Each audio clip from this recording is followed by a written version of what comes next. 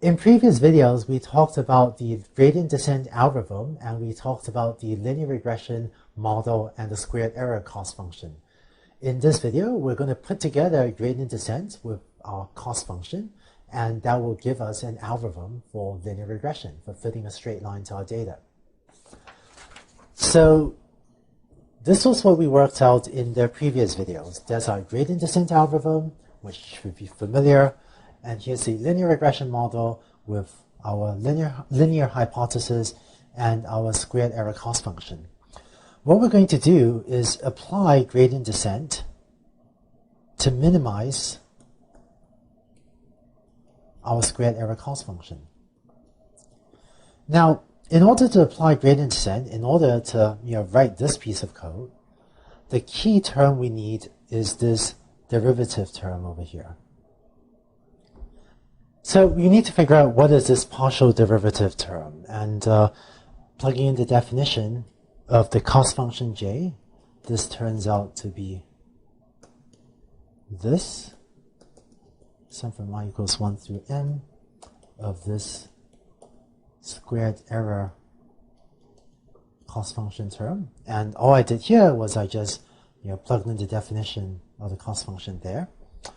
And simplifying a little bit more, this turns out to be equal to this, sum from I equals 1 through m of theta 0 plus theta 1 xi minus yi squared. And all I did there was I took the definition for my hypothesis and plugged it in there. And turns out we need to figure out what is this partial derivative for two cases, for j equals 0 and for j equals 1. So we want to figure out what is this partial derivative for both the theta 0 case and the theta 1 case. And I'm just going to write out the answers.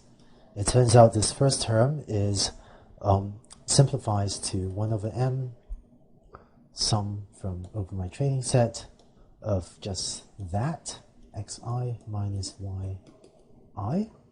And for this term, partial derivative with respect to theta 1, it turns out I get this term, minus yi times xi. Okay? And computing these partial derivatives, sort of going from this equation, right, going from this equation to either of the equations down there, computing those partial derivative terms requires some multivariate calculus. If you know calculus, feel free to work through the derivations yourself and check that if you take the derivatives, you actually get the answers that I got. But if you are less familiar with calculus, don't worry about it, and it's fine to just take these equations that were worked out, and you won't need to know calculus or anything like that in order to do the homework or to implement gradient descent and get that to work. But so armed with these definitions, or armed with what we worked out to be the derivatives, which is really just the slope of the cost function j, we can now plug them back into our gradient descent algorithm. So here's gradient descent for linear regression. We're just going to repeat until convergence.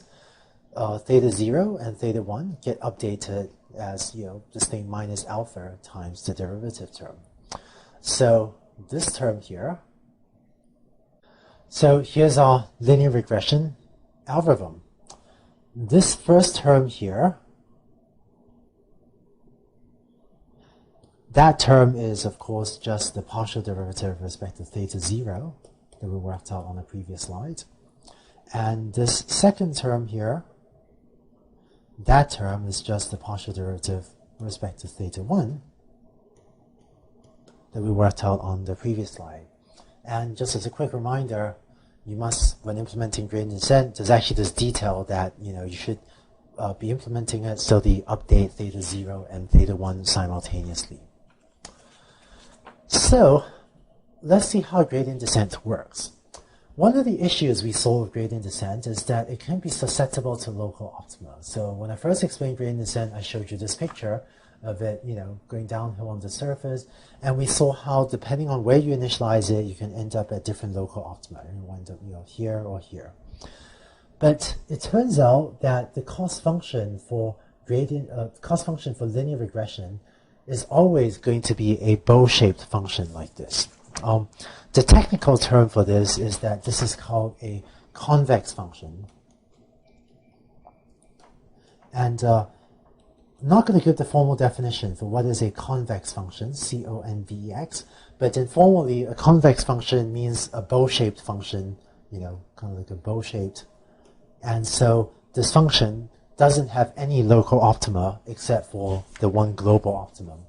And thus gradient descent on this type of cost function, which you get whenever you're using linear regression, it will always converge to the global optimum because there are no other local optima other than the global optimum. So now let's see this algorithm in action. As usual, here are plots of the hypothesis function and of my cost function j. And so let's say I've initialized my parameters at this value. You know, let's say usually you initialize your parameters at 0, 0, theta 0, and theta 1 equals 0. But for illustration, in this particular implementation of gradient descent, I've initialized, you know, theta 0 at about 900 and theta 1 at about minus 0.1. Okay, and so this corresponds to h of x equals, you know, minus 900 minus 0.1x is this line. And so out here on the cost function. Now, if we take one step of gradient descent, we end up going from this point out here, a little bit to the down and left, to that second point over there. And you notice that my line changed a little bit. And as I take another step of gradient descent, my line on the left will change, right?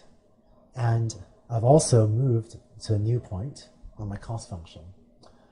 And as I take further steps of gradient descent, I'm going down in cost, right? So my parameters is sort of following this trajectory. And if you look on the left, this corresponds to hypotheses that, you know, seem to be getting to be better and better fits to the data until eventually I've now wound up at the global minimum, and this global minimum corresponds to this hypothesis, which gives me a good fit to the data.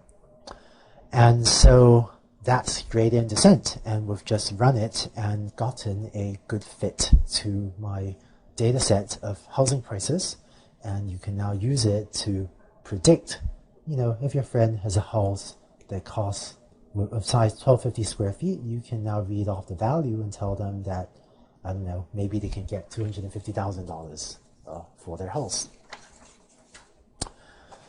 Finally, just to give this another name, it turns out that the algorithm that we just went over is sometimes called batch gradient descent.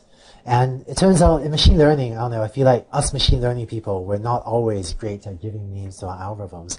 But the term batch gradient descent means that refers to the fact that in every step of gradient descent, we're looking at all of the training examples. So in gradient descent, you know, when computing derivatives, we're computing these sums, right? This sum of. So in every step of gradient descent, we end up computing something like this that sums over all m training examples. And so the term batch gradient descent refers to the fact that we're looking at the entire batch of training examples. And again, this is really maybe not a great name, but this is what machine learning people call it. And it turns out that there are sometimes other versions of gradient descent that are not batch versions, but that instead do not look at the entire training set, but look at small subsets of the training set at a time. And we'll talk about those versions later in this course as well. But for now, using the algorithm you just learned about, or using batch gradient descent, you now know how to implement gradient descent for linear regression. So that's linear regression with gradient descent. If you've seen advanced linear algebra before, so some of you may have taken a class in advanced linear algebra, you might know that there exists a solution for numerically solving for the minimum of the cost function j without needing to use an iterative algorithm like gradient descent. Later in this course, we'll talk about that method as well, that just solves for the minimum of the cost function j without needing this multiple steps of gradient descent. That other method is called the normal equations method. But in case you've heard of that method, it turns out that gradient descent will scale better to larger data sets than that normal equation method. And now that we know about gradient descent, we'll be able to use it in lots of different contexts, and we'll use it in lots of different machine learning problems as well. So congrats on learning about your first machine learning algorithm. We'll later have exercises in which we'll ask you to implement gradient descent and hopefully see these algorithms work for yourselves. But before that, I first want to tell you in the next set of videos, I first want to tell you about a generalization of the gradient descent algorithm that will make it much more powerful. And I guess I'll tell you about that in the next video.